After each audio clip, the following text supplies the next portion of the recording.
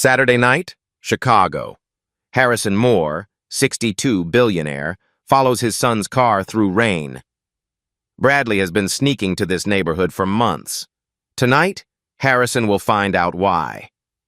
Bradley parks outside Unity House Community Center. A black woman waits at the door. They embrace. Harrison's jaw tightens. He steps out, moves closer. Inside, he hears shouting. A white woman in fur screams at the same black woman his son just hugged. "Don't touch my child with your filthy black hands." "Ma'am, I'm just offering homework help." "Homework? From you? Look at yourself. Poor black, ghetto trash. You shouldn't be allowed near children." Laughter. Someone films. No one defends her. The black woman stands alone, humiliated, surrounded. Harrison watches through the window. Disgusted, but not at the screaming woman. At the black woman. Bradley always picks the wrong ones, he thinks.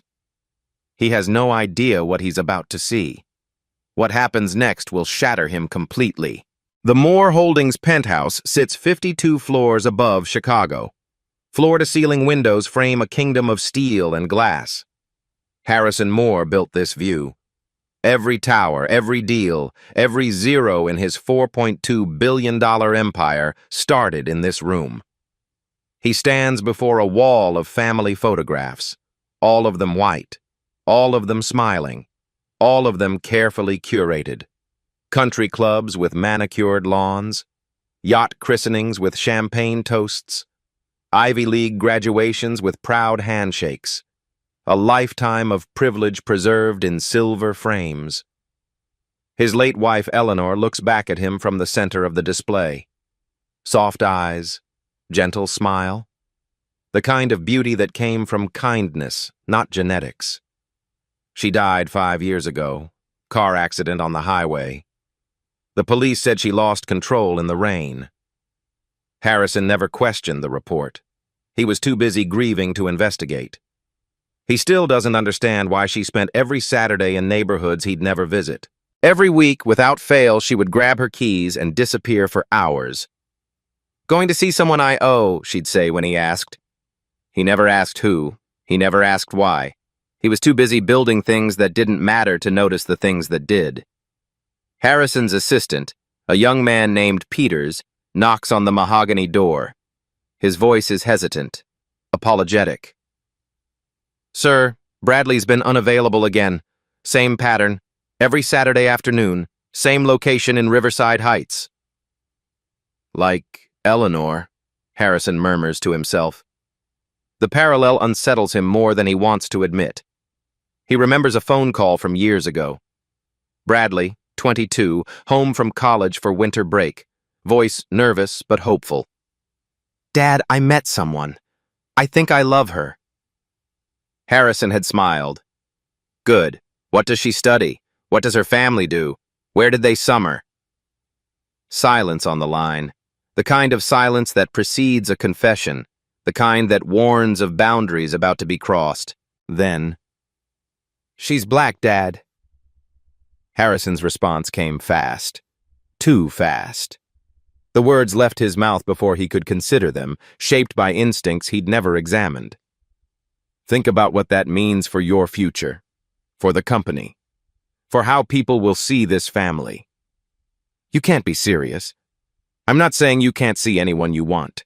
I'm simply saying think about consequences, about boundaries, about the world we live in and the world we're building." Bradley hung up.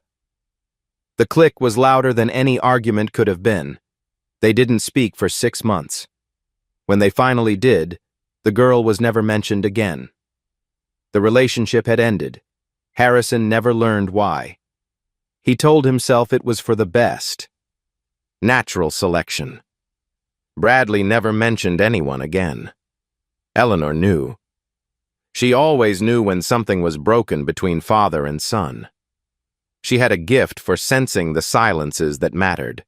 "You look at people wrong," she told Harrison once, late at night, after Bradley had stopped returning calls.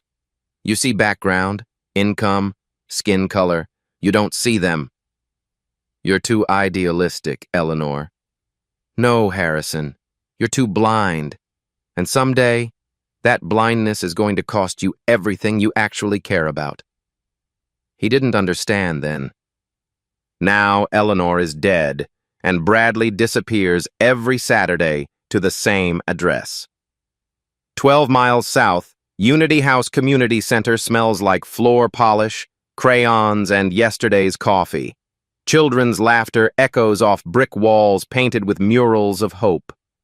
Tara Anderson, 34, sits cross-legged on a worn carpet, reading to a circle of children. Most of them black and brown.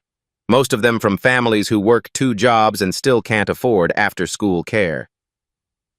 A small boy with missing front teeth raises his hand. "Miss Tara, do you have a daddy?" Tara's smile dims, just for a moment. Then she recovers, because these children need her to be strong. "My daddy doesn't know I exist, sweetheart. He's a rich man, a white man. He gave my mama money and told her to disappear." In the corner, Margaret Collins, 58, silver-streaked hair, volunteer badge pinned to her cardigan, watches her daughter with ancient eyes. Some mothers never stop watching over their children, Margaret tells another volunteer quietly, even when the children don't know they're being watched. Bradley Moore walks in through the side door. 28, polo shirt, scuffed sneakers, no expensive watch, no arrogance. He kneels beside Tara, high-fives a kid, laughs at a joke. No one here knows his father owns half of downtown. In his pocket, Bradley carries a handkerchief embroidered E.M. Eleanor Moore, his mother's. She used to sit in this exact spot. 2 worlds, 1 city, a secret buried for 35 years. Harrison checks his son's GPS. 23 visits, same address. Jim. He decides to follow. Saturday, 6:43 p.m. Rain falls in silver sheets across the south side of Chicago. Harrison drives himself. No chauffeur, no witnesses. He follows Bradley's car south, past the skyline he owns, into neighborhoods he's never entered. The transition is gradual, then sudden. Glass towers give way to brick row houses. Manicured lawns become cracked sidewalks. Boutiques become boarded storefronts. Riverside Heights. Graffiti on brick. Bars on windows, predominantly black. His grip tightens on the leather steering wheel. Why would my son come here? With whom? Bradley parks outside a 2-story building. Faded sign, Unity House Community Center. Paint peeling. Windows glowing warm against the gray rain. A woman waits at the door. Black, natural hair, warm smile that reaches her eyes. They embrace, not like lovers, like family. But Harrison doesn't see that. He sees what he's been trained to see.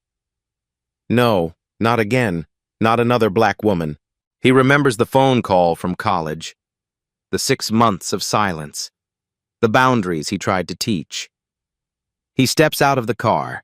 Rain soaks through his jacket immediately. He crosses the street, jaw set, ready to intervene, ready to save his son from what he sees as another mistake.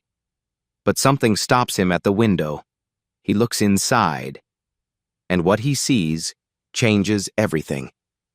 The room is humble. Folding chairs, donated books, children's artwork covering every wall. Nothing like the world Harrison knows.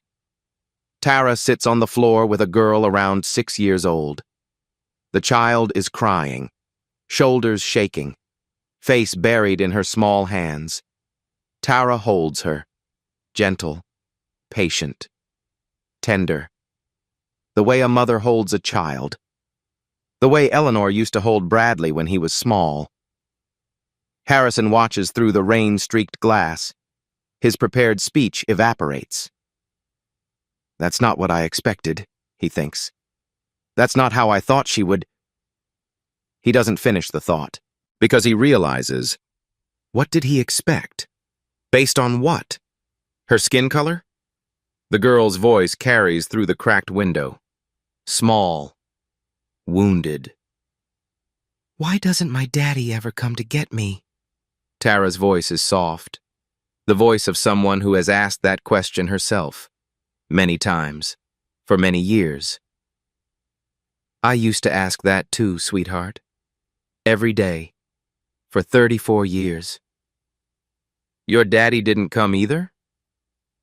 My daddy doesn't know I exist. My mama says he's rich. Very rich. And white. Harrison's blood freezes in his veins. When Mama told him she was pregnant, he said, "This can't happen. Think about the company. Think about my family. Think about everything." Harrison hears his own words. From 35 years ago, in his corner office, to Margaret Collins. He gave Mama $200,000 and told her to disappear. Mama thinks he didn't want me because she was black. Harrison's legs weaken. He braces himself against the cold brick wall. The little girl's voice is innocent, certain. He's bad. Tara shakes her head slowly. Maybe he was scared. Scared of what people would think. Scared of the boundaries he was taught as a little boy. I was angry at him for so long. I wanted to hate him. But then I met someone. Tara reaches into her pocket, pulls out an old photograph, creased, worn soft from years of handling. She came to Unity House every Saturday, for 15 years. She was white, rich. I could tell by her clothes, but she didn't look at me like a problem. She didn't look at me like a mixed kid who didn't belong anywhere. She looked at me like a person. She read to me, held me when I was sad, called me her little girl. I never knew her name. I just knew she saw me. Then one day she stopped coming. I heard she died. Car accident. Harrison looks at the photograph in Tara's hand. His heart stops. Eleanor, his wife. Every Saturday. 15 years. Going to see someone I owe. Eleanor wasn't repaying her own debt.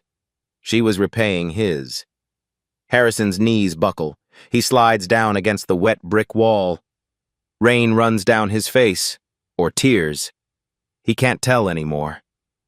Tara is his daughter. The daughter he abandoned because her mother was black, because he feared what people would think, because of boundaries he was taught and never questioned.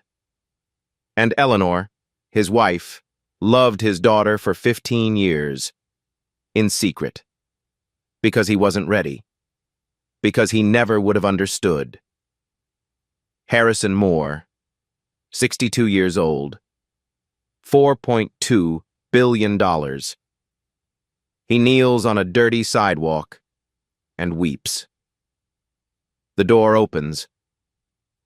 Bradley walks out. "Dad, what are you doing here?" Bradley pulls his father to his feet. Rain drips from Harrison's hair, his collar, his trembling hands. "How long have you been standing here?" Harrison's voice cracks like old wood. "Long enough. Dad, I can explain. She's my daughter." Bradley goes still. His face shifts through a dozen emotions. Surprise, recognition, resignation, and something that looks almost like relief. "Tara." Harrison's voice is barely a whisper. "She's mine, isn't she?" Bradley doesn't answer immediately, but his silence is answer enough. "How long have you known?" 4 months. I ran a DNA test without telling anyone. Sent samples to a private lab across the country. The results came back 99.9% sibling match. "Why didn't you tell me?" Bradley's face hardens. The softness from inside Unity House disappears completely. What remains is something cold, something that has been building for years. "Tell you what, Dad, that you have a daughter you abandoned because her mother was black?" His voice is sharp now, cutting, precise. "You made your position perfectly clear when I called from college. Remember? Think about consequences. Think about boundaries. You made it very clear that a black woman wasn't acceptable in this family. Harrison flinches like he's been struck across the face. Tara is my sister, Dad. My sister. And you abandoned her because you were afraid of what your country club friends would think. Why would I ever tell you anything?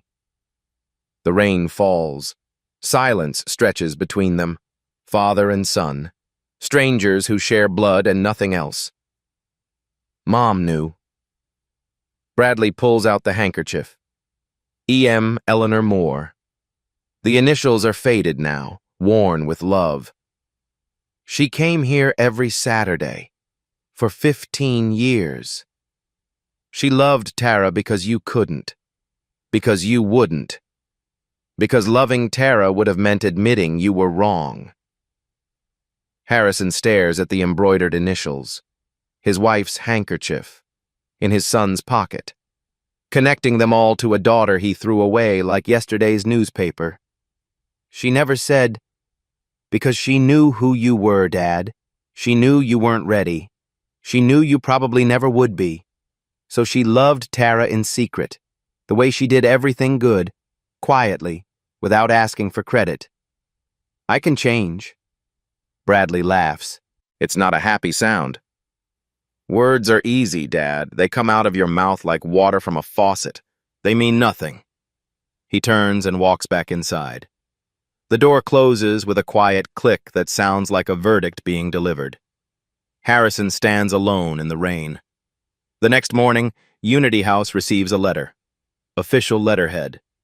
Moore Holdings logo embossed in gold at the top. Notice of non-renewal pursuant to Section 8.3b of Chicago Municipal Code. Premises must be vacated within 90 days. Tara reads it twice, then a third time. Her hands tremble slightly before she forces them to be still. 200 families depend on Unity House. Free legal aid for people who can't afford lawyers. After-school programs for children whose parents work double shifts. Food assistance for seniors choosing between medicine and meals. Gone in 90 days because a corporation decided the land was worth more empty. She doesn't know the corporation is her father's. She doesn't know that the man who signed this eviction is the same man who paid her mother to disappear 35 years ago. She calls an emergency community meeting. The live stream goes viral within hours, shared thousands of times across every platform. Mrs. Patterson, 72, stands at the microphone. Her voice shakes but doesn't break. 43 years of survival have made her stronger than any corporation. I've lived in Riverside Heights for 43 years. My husband died in our apartment. My children took their first steps on these streets. My grandchildren learned to read at Unity House. Where am I supposed to go at my age? Who's going to take me in? A little boy tugs Tara's sleeve. His eyes are wide with worry. Miss Tara, will we still have homework help? Who's going to teach me to read better? Bradley sits in the back row, face pale. He knows who signed that eviction order. He knows whose name is on the letterhead. His father's company, his family's legacy, built on displacing people like the ones in this room. 12 miles north, Harrison watches the live stream from his office. He sees Tara leading the meeting. Strong, composed, fighting for people who have nothing. Leading with the natural authority of someone who has earned every ounce of trust the hard way.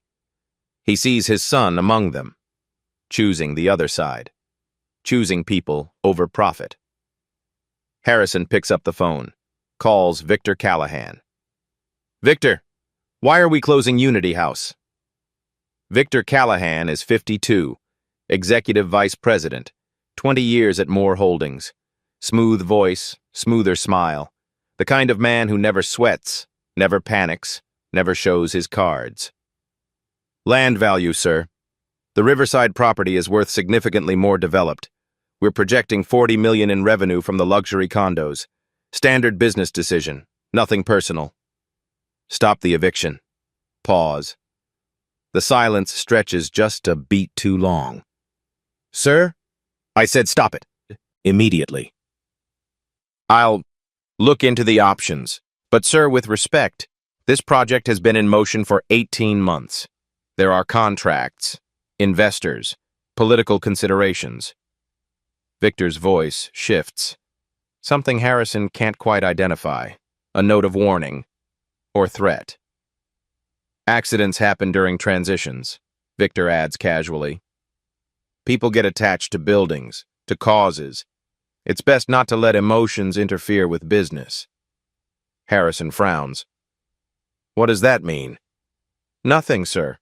Just managing expectations.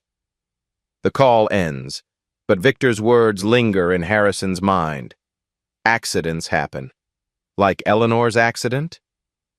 That evening, Harrison stands at Eleanor's grave. Autumn leaves scatter across the marble headstone. You knew. All those years.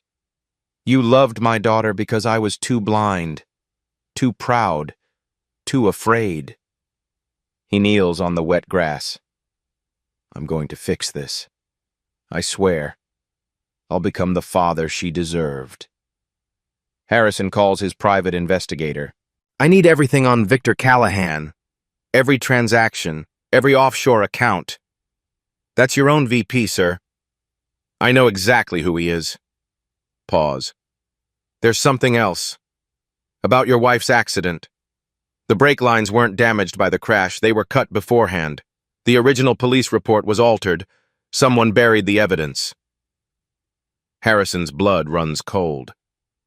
Who? Someone inside Moore Holdings. Someone with power. Eleanor didn't die in an accident. Eleanor was murdered. Harrison arrives at Unity House the next morning. No suit. Jeans, polo shirt, baseball cap pulled low. No Rolex. He wants to blend in with the neighborhood. He fails completely. The neighborhood watches him walk from his car.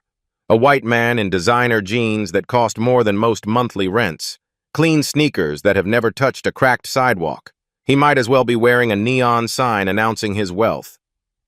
Inside, the community center hums with activity. Phones ringing. Children laughing somewhere down the hall. Volunteers sorting donated food into boxes. The smell of coffee and determination. The receptionist, Janice, 60s, reading glasses on a beaded chain, gray locks pulled back elegantly, looks up from her desk. Takes him in with one practiced glance that misses nothing. Can I help you, sir? I need legal advice about some property documents. Our legal services are for residents earning below 200% of the federal poverty line. Do you have documentation of income? Harrison blinks. I just need a few minutes with someone. It's quite important. Janice smiles, patient but firm. The smile of someone who has dealt with men like him before. Men who assume every door opens for them because every door always has. Sir, our resources are limited, very limited. We prioritize those who have no other options. Based on your appearance, I'm guessing you have other options available to you. You don't understand. I understand perfectly well, sir. You need a lawyer. There are plenty of excellent firms downtown who would be happy to take your money. Have a good day. Harrison opens his mouth, closes it. For the first time in 30 years, someone has said no. Politely, firmly, without apology or explanation. And it's a black woman, sitting behind a folding table, in a building his company is trying to destroy. He walks back to his car, sits in silence, stares at the building through his windshield. Through the window, he watches people enter Unity House. Mostly black and brown faces, young mothers with babies on their hips, elderly men walking slowly with canes, teenagers carrying textbooks. All of them walking through a door that just closed in his face. His entire life, Harrison has walked through any door he wanted. Money opened everything. Power unlocked the rest.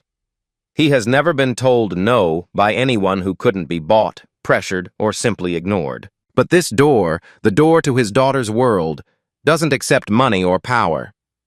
He thinks about Margaret Collins, 23 years old in 1989. Brilliant, ambitious, beautiful, black. When she told him she was pregnant, he didn't see a woman carrying his child. He didn't see a future. He saw a problem, a risk, a boundary being crossed that threatened everything he'd built. This can't happen. Think about the company. Think about my family. He remembers her face, the way hope drained from her eyes like water from a broken vessel, the way she took the check. $200,000. Not because she wanted to, because she had no choice. Harrison gave her money to disappear. And she did. For 35 years. Now he sits in a parking lot, rejected by a receptionist, and wonders, is this what it feels like? To be judged in seconds? To be dismissed without a hearing? He's experienced it once. Margaret experienced it her entire life. Tara experiences it every day. His phone buzzes. An email forwarded from an anonymous address. Victor Callahan to a construction contractor. Expedite timeline before press catches wind. HR will handle optics. Need this clean and quiet. Another email. Victor to City Housing Director Donald Price. Fee arrangements confirmed. Proceed with Phase 2. Deposit cleared offshore account as discussed. Fee arrangements. Offshore accounts. Federal money disappearing. Harrison knows exactly what that means. Kickbacks, bribes, corruption at every level. He calls his investigator. I need everything on the Riverside Renewal Project. Every dollar, every signature, and Eleanor's full accident file. The original, before it was altered. His wife was murdered. His daughter is in danger. And his own VP might be responsible for both. Daniel Wright looks like a journalist. 41. Wire-rimmed glasses. Notepad always ready. Voice recorder in his jacket pocket. The kind of man who blends into any room and remembers everything. He introduces himself to Tara 3 days after the eviction notice goes viral. Chicago Tribune, investigative desk. I've been following the Riverside Renewal story for months. I want to expose what's really happening to this community. Tara eyes him carefully. She's learned to be suspicious of people who show up offering help. In her experience, help usually comes with strings attached. Why should I trust you? Because I've seen this pattern before. Developers pushing out communities. Federal money meant for affordable housing disappearing into private pockets. Politicians looking the other way because the checks keep clearing. The only way to fight back is with evidence that can't be ignored or buried. Bradley stands nearby. Something about Daniel feels off. Too polished. Too eager. Too many questions about things that don't matter to a journalist. But Tara needs allies. She has 200 families counting on her. 90 days before they lose everything. She nods. What do you need from us? Everything you have. Internal documents, emails, meeting notes, anything that shows what Moore Holdings is really doing behind the scenes. Over the next week, Bradley provides what he can access without raising suspicion. Memos from Moore Holdings, Victor Callahan's travel records, budget documents for Riverside Renewal, emails that weren't meant to be forwarded. Daniel takes meticulous notes. His handwriting is small and neat. He asks follow-up questions, clarifying questions, questions that dig deeper than any journalist would need. Does Harrison Moore know about Unity House personally? Not as far as I know, Tara says. Why would the CEO care about one community center? Has anyone from the Moore family ever contacted you directly? Bradley tenses visibly. Just background questions, right? Daniel smiles, too smooth, too reassuring. Of course, just building context for the story. The more I understand, the better I can tell it. Do you have any personal connection to the Moore family? Any history with them at all? Tara frowns. Why would I have a connection to a billionaire I've never met? Just covering all angles. You never know what details become important later. He asks too many questions, records too many details. His eyes are too sharp behind those wire-rimmed glasses. Bradley notices everything, files it away, says nothing. Yet. Harrison's investigator delivers financial records that same week. Brown envelope, no return address, contents that could destroy careers and send men to prison. $2.3 million in federal urban renewal grant funds. Money specifically designated for affordable housing and community development. Transferred from the city to Riverside Development LLC, a subsidiary of Moore Holdings that exists only on paper. Then to an offshore account in the Cayman Islands registered to a shell company with no employees and no physical address. The shell company traces back to Victor Callahan's brother-in-law. Email chains surface next. Victor Callahan and Donald Price, City Housing Director. 43 messages over 6 months. Professional language hiding criminal intent. Fee arrangements for Phase 2 approval ready to process as discussed. Acceptable displacement rate confirmed, 200 families. Timeline accelerated per our conversation. Community resistance expected. Recommend accelerating timeline before organized opposition forms. Handle optics internally.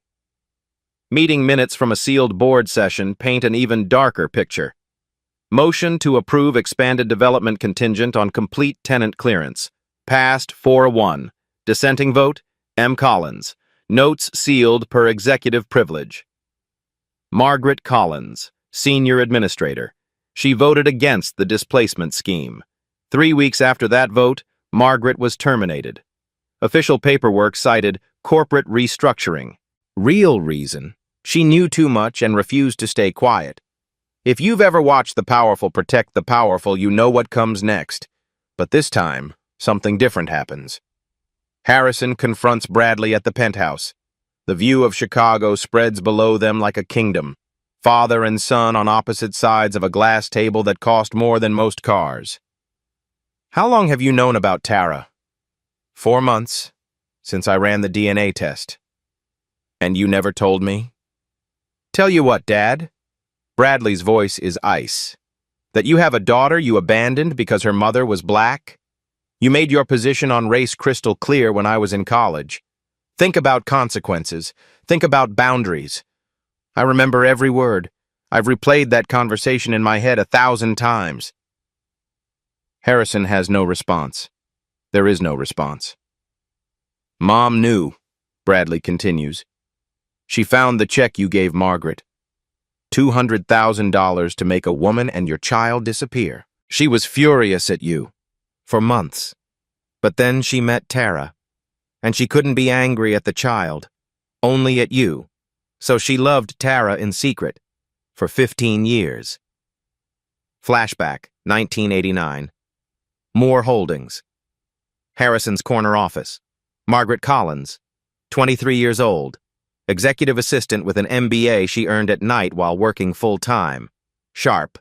Ambitious. Black. Harrison is 26. Already married to Eleanor. Already building his empire. Already learning that rules apply differently to men with money and power. The affair lasts 6 months. He tells himself it means nothing. A distraction. A mistake that no one needs to know about.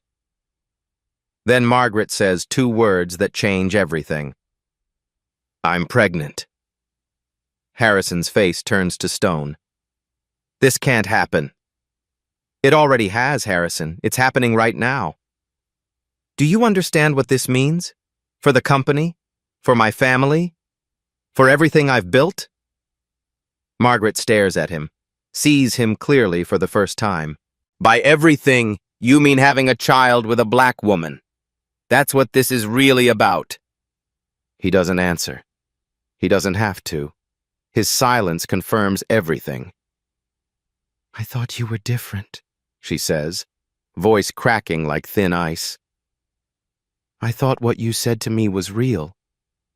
I thought you saw me. I'll take care of you. Financially. But you have to leave Chicago. Start over somewhere no one knows us. He writes a check. $200,000. Slides it across his mahogany desk like a business transaction. Margaret looks at the check, then at the man who wrote it. This is the price of your child's disappearance? It's to ensure you and the baby have a good life. Somewhere else.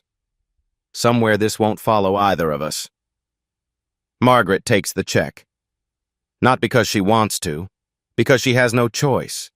Because refusing means raising a child alone with nothing. Because the system gives men like Harrison all the power and women like Margaret none. At the door, she turns back one final time. You'll never know your child. You understand that? Harrison's jaw tightens. I think that's for the best. For everyone. Margaret walks out. She doesn't cry until the elevator doors close. 35 years of silence begin. Harrison meets Margaret in secret. A coffee shop in a neighborhood neither of them belongs to. First conversation in 35 years.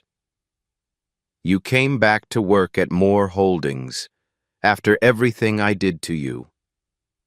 I needed to watch you, to understand who you really were, to know if Tara would ever be safe knowing her father. And what did you conclude?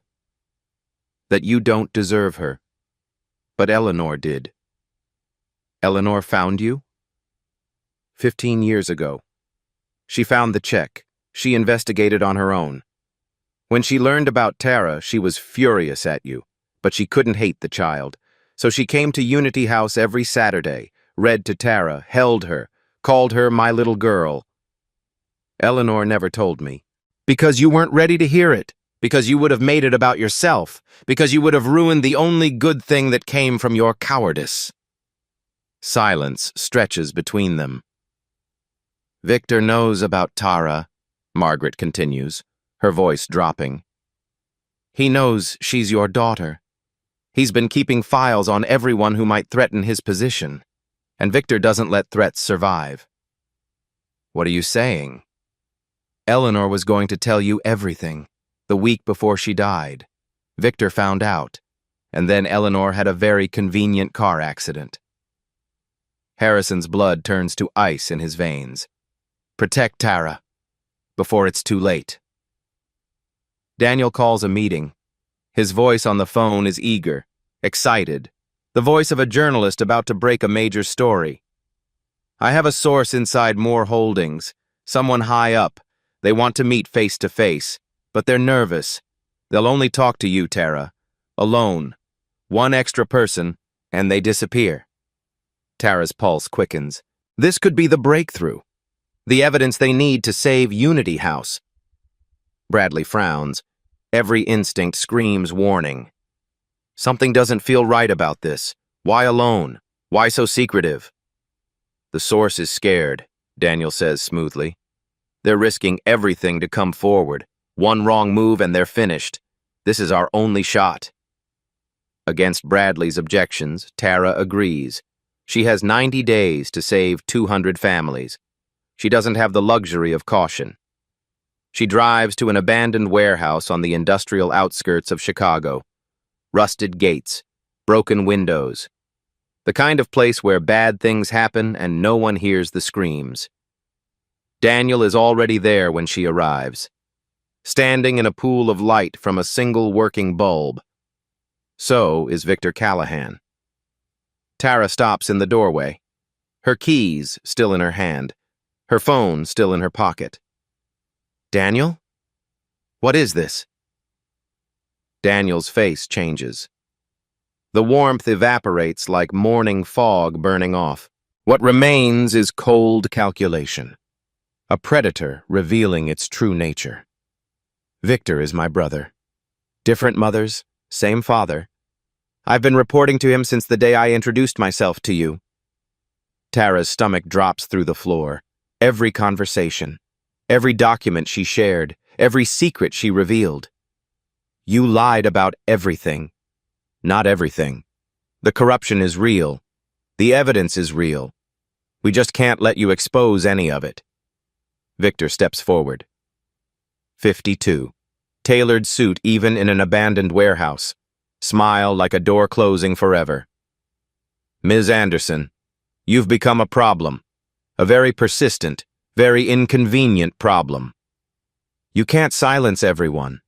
There are copies of everything. There are people who know what you've done.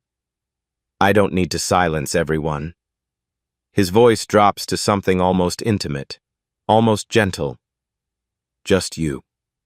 He circles her slowly, a predator sizing up prey. Eleanor Moore was a problem too. She asked too many questions about you, about Margaret, about where the development money was really going. She was going to tell her husband everything. Tara's breath catches in her throat. Eleanor? Harrison's wife? Victor's smile widens. She got too close, started putting pieces together, was going to ruin 20 years of careful work, and then she had an accident. Brake lines are surprisingly easy to tamper with. The words hang in the air, heavy, deadly. You killed her. I solved a problem. Just business. Just like I'll solve you. Tara's hand moves slowly to her pocket. Her phone has been recording since she walked through the door. Voice memo. Running silently. Victor doesn't notice. He's too busy enjoying his moment of power. Make it look like an accident, he tells Daniel. Like Eleanor, the highway, the brakes, the tragic outcome. Another young woman who shouldn't have been driving so fast in the rain. Daniel nods. Consider it done. Tara runs. She doesn't think. Doesn't plan. Just moves. Survival instinct taking over. Through the door. Across the gravel parking lot. Into her car.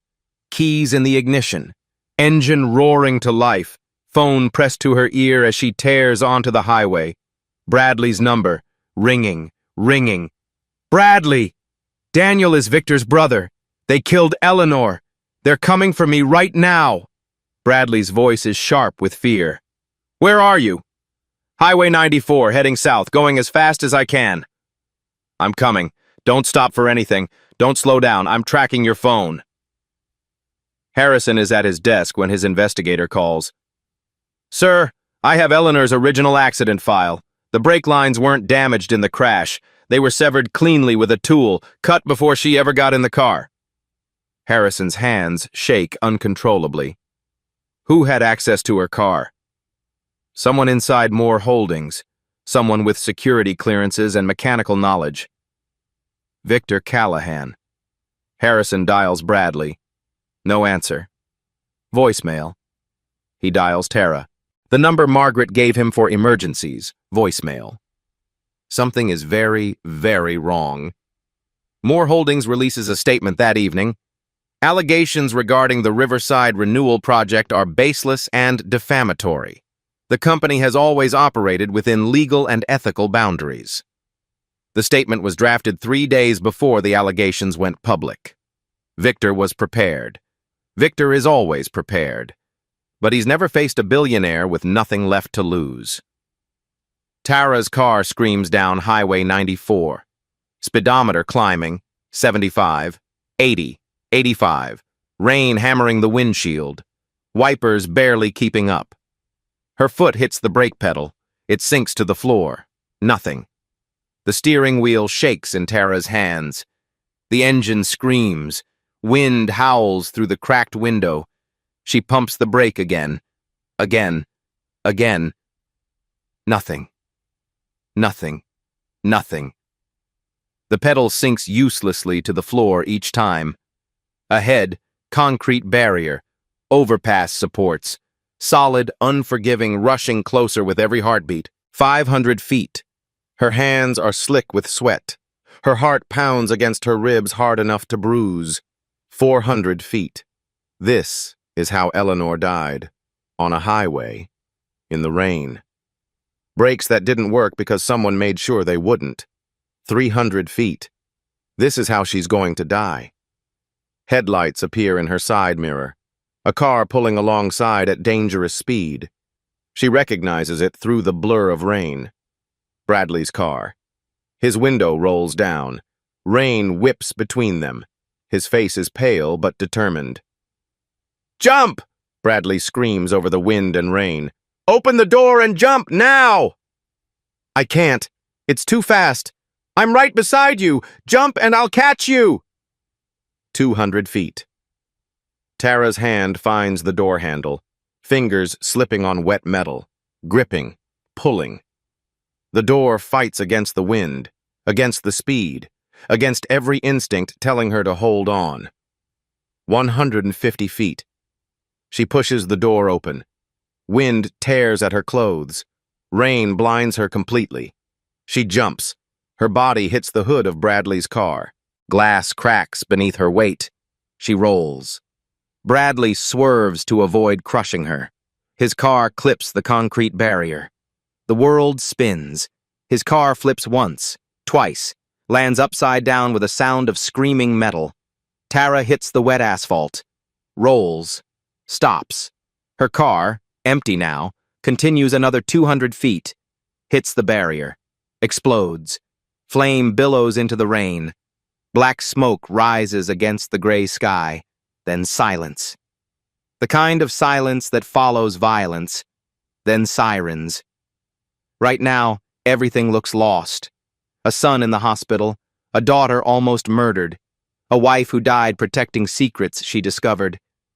But remember, Harrison Moore is still standing. And for the first time in his life, he's ready to fight for something other than money. Harrison runs into the emergency room. His face is gray. His hands won't stop shaking. His suit is disheveled. He didn't take time to change. Bradley lies on a gurney. Bandages from head to waist. Glass cuts across his face and arms. Broken ribs pressing against internal organs. Fractured left arm immobilized in a splint. Machines beeping a steady rhythm.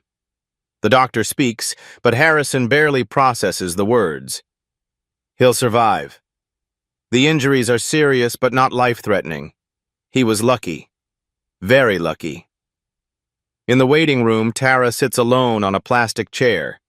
Blood on her borrowed scrubs, not hers, scrapes on her palms, her knees, her cheek from the asphalt, hospital blanket around her shoulders. Harrison sees her. Their eyes meet across the sterile waiting room, father and daughter. First time truly face to face. No window between them. No secrets between them. Neither speaks. There are no words for this moment. Harrison sits beside Bradley's bed. Machines hum their mechanical lullabies. Rain continues to tap against the window, gentle now, as if apologizing for earlier. Bradley's eyes flutter open, unfocused, heavy with painkillers and exhaustion. Did I save her? You saved her. Good. A weak smile crosses his bruised face. She's family, Dad. She's family.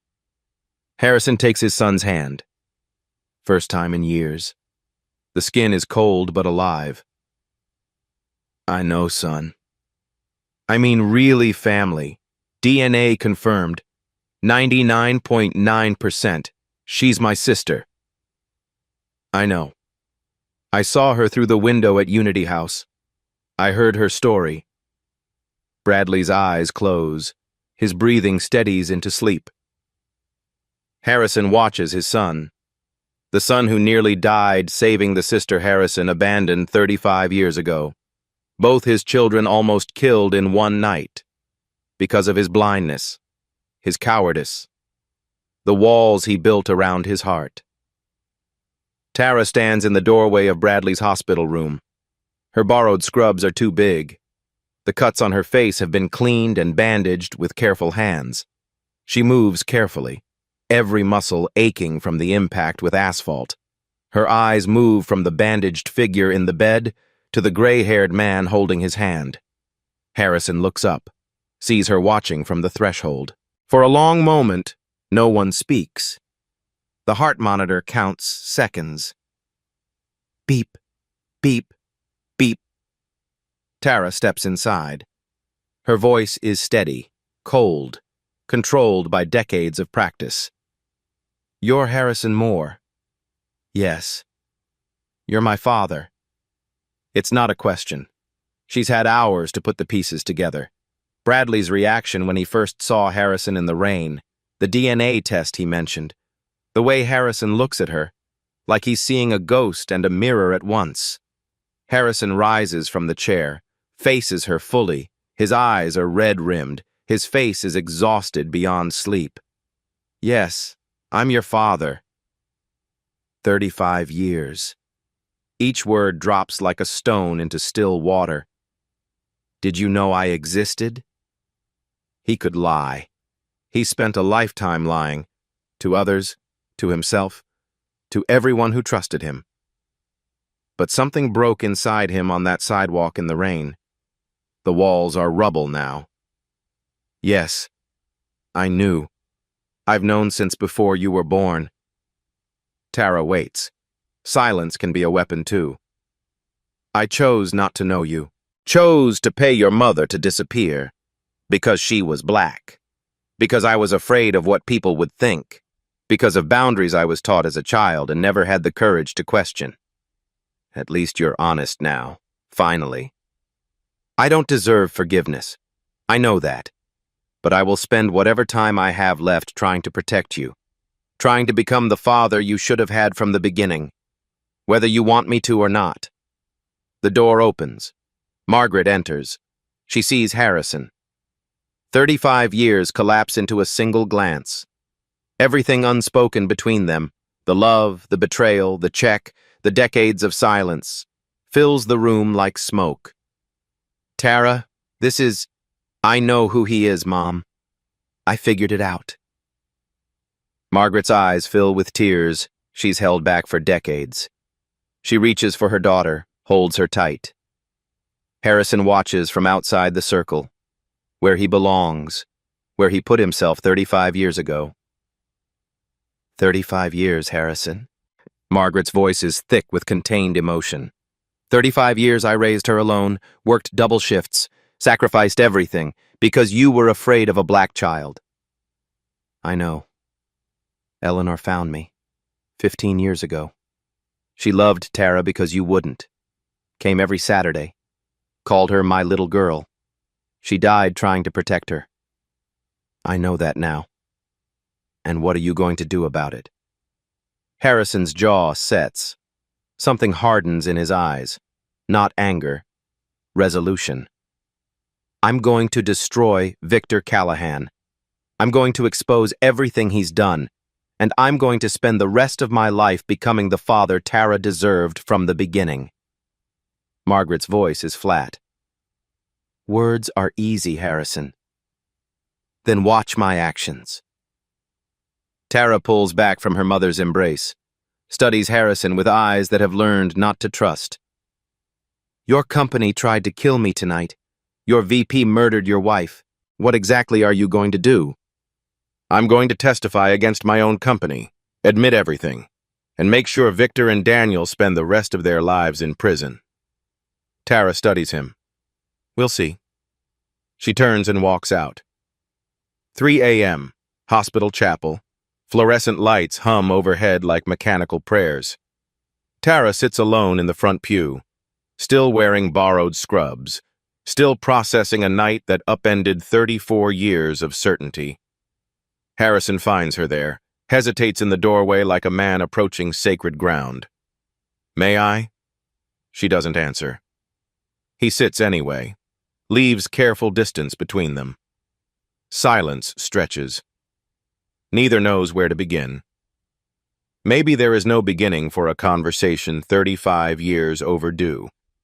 Tara speaks first. Why did you leave her? My mother? I was a coward. I was already married, building an empire. I told myself leaving was the right thing, the responsible thing, the practical thing. The right thing was to disappear. I gave her money. I thought... Money. Tara's voice sharpens like broken glass. That's what you think a father is? A check with enough zeros? No. Harrison's voice drops to something barely audible. A father is what I should have been. What I was too afraid to be. What I threw away because the world I grew up in told me people like your mother were less than. And God help me, I believed it. For 35 years I believed it. Silence. Eleanor knew, Tara says finally. She came every Saturday. 15 years. She loved me when you couldn't. I know. Why couldn't you? Harrison is silent for a long moment. The chapel seems to hold its breath. Because I looked at your mother and saw her skin color before I saw her. I looked at the idea of you, my child, and saw a problem. A risk. A violation of boundaries I'd been taught my whole life. He pauses. It wasn't until I saw you through that window holding that little girl that I finally saw a person. My daughter. And I hated myself for every year I wasted. Dawn breaks gray and cold. Harrison returns to the penthouse, opens Eleanor's desk for the first time since her funeral. The drawer he couldn't bear to touch because it hurt too much. Hidden compartment in the back. An envelope in her handwriting. If something happens to me. His hands shake as he opens it. Eleanor's voice rises from the page. Harrison, if you're reading this, I'm gone. And it wasn't an accident. I discovered what Victor is doing. The kickbacks, the displacement scheme, the federal money vanishing into offshore accounts. He knows I know. He's threatened me. But there's something else. Something I should have told you years ago. I know about Tara. I found the check you gave Margaret. I was so angry, Harrison. Angrier than I've ever been. But when I met Tara, I couldn't hate her. She's innocent. She's brilliant. She's everything good that could have come from you. I've spent 15 years loving your daughter because you wouldn't. If something happens to me, Victor is responsible. And Harrison, change. For Tara, for yourself. Become the man I always hoped you could be. I loved you, even when you made it hard. Eleanor. Tears fall on the paper, blur the ink. He meets Margaret one final time before the hearing. Eleanor was going to tell me everything. That week. Yes. She thought maybe you'd finally changed enough to deserve Tara. And Victor found out. Victor killed her to protect himself. To protect the scheme. To protect everything he'd built on lies. Harrison stands. I'm going to bring him down. Publicly. I'm going to testify against my own company. Admit everything, including what I did to you. Margaret studies him. Weighing. Measuring. You'll lose everything, Harrison. Your company. Your reputation. Your fortune. I already lost everything that mattered. 35 years ago. I'm just now realizing it. Chicago City Council chambers. 9 a.m. Standing room only. News cameras line the walls like sentries. Reporters clutch phones and notepads. FBI agents position themselves near the exits, quietly, deliberately. Victor Callahan sits in the front row with his legal team. 3 lawyers in matching gray suits. He's confident, tailored, smiling like a man who has never lost. Daniel Wright sits beside him. Same confidence, same blindness to what's coming. Councilwoman Eleanor Davis calls the hearing to order. The gavel echoes. First witness, Margaret Collins. She walks to the stand with the dignity of a woman who has survived 35 years of silence, takes the oath, opens her statement. Victor Callahan threatened Eleanor more directly. He told her to stop asking questions. 1 week later, she was dead. It wasn't an accident. It was murder. The gallery gasps. Whispers ripple through the chamber. Second witness, Tara Anderson. She holds up her phone. Steady hands, calm voice. Victor's voice fills the chamber. Make it look like an accident. Like Eleanor. The highway. The brakes. Victor's attorney leaps up. That recording is... An FBI agent stands. Authenticated and admissible. Evidence appears on screens throughout the chamber. Wire transfers. $2.3 million to offshore accounts. Email chains. Fee arrangements confirmed. altered autopsy reports, brake lines severed with a tool. Daniels texts to Victor. I have everything. They trust me completely. Daniel's face goes white. Then Harrison Moore takes the stand. Absolute silence.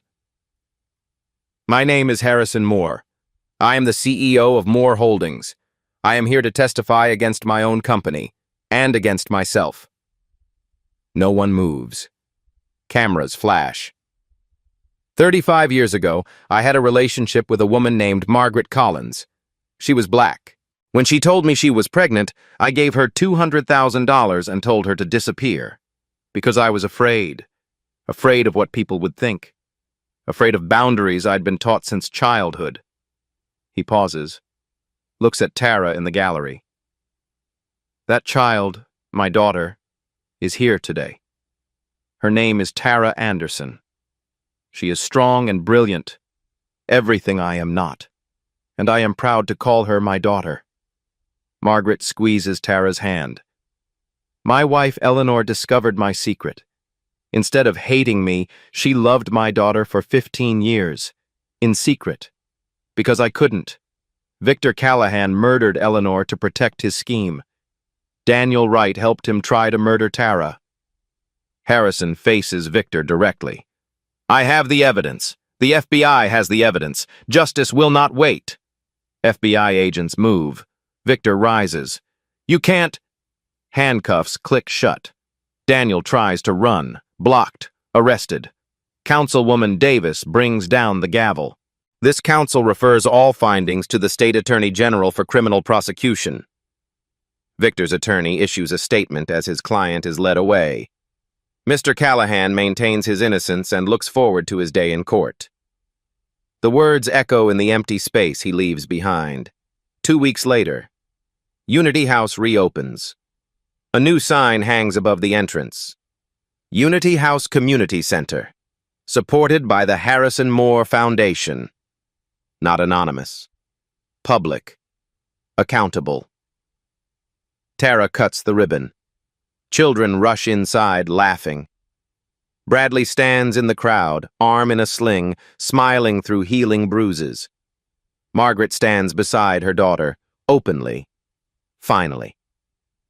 Harrison watches from the edge, outside the circle, where he's learning to wait. After the ceremony, Tara approaches him. I don't know if I can ever forgive you. I'm not asking for forgiveness. I'm asking for time. Time for what? To learn how to be your father.